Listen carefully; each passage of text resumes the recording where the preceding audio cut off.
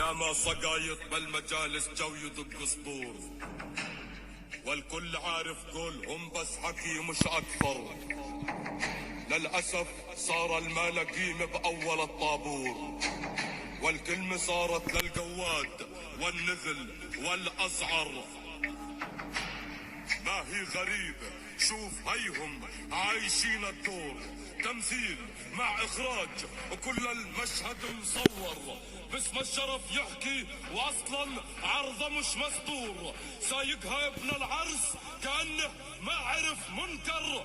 باسم الصدق يحكي وبيشهد شهادة زور، وبيحكي باسم الدين وهو بعد العشاء بيسكر، وعن الأمان بيحكي وهو اللص والناطور. كل يوم يهبش وللأمانة والله ما قصر، وبيحكي باسم الوطنية وهو خاين ومأجور. بتحس كأن الوطن على ايده يتحرر، وبيحكي باسم المرجلة وهو ساقط وطرطور، وعلى ارجح بكلمة طرية ينخ ويتجرجر. محسسنا انه قائد وانه امبراطور، محسسنا هو جاب النصر في معركة خيبر، محسسنا انه اسد وهو اصلا كلب مسعور، محسسنا انه ذئب. يا ما